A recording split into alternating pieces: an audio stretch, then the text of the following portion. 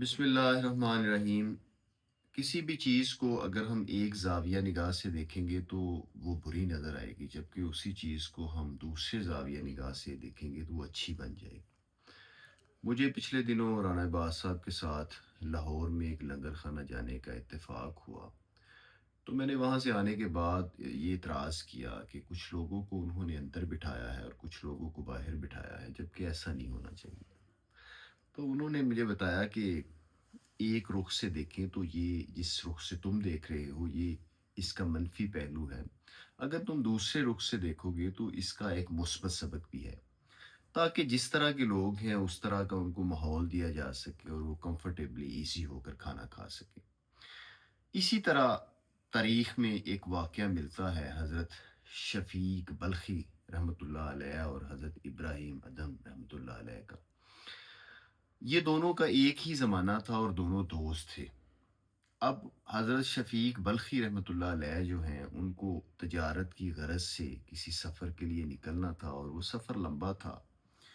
وہ یہ سمجھتے تھے کہ مجھے چند ماہ لگ سکتے ہیں، تو وہ اپنے دوست ابراہیم ادم سے ملنے آئے اور ان سے ملاقات کی۔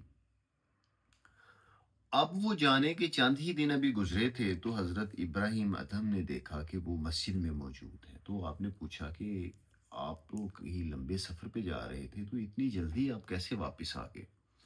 انہوں نے بتایا کہ میں جا رہا تھا لیکن رستے میں ایک جگہ پہ ویران جگہ پہ میں نے پڑاؤ ڈالا اور وہاں میں رکا، تو میں نے دیکھا کہ ایک چڑیا جو ہے وہ اپاہج ہے، وہ اڑ نہیں سکتی، تو وہ وہاں موجود ہے۔ مجھے بڑا ترس آیا، میں نے سوچا کہ یہ کیسے کھاتی ہوگی اور یہ کیسے زندہ ہے۔ یہی سوچ رہا تھا کہ ایک طاقتور چڑیا ادھر سے آئی اور اس کے چونچ میں کچھ خوراک تھی، اس نے اس کو وہ دی تو اس نے کھا لی۔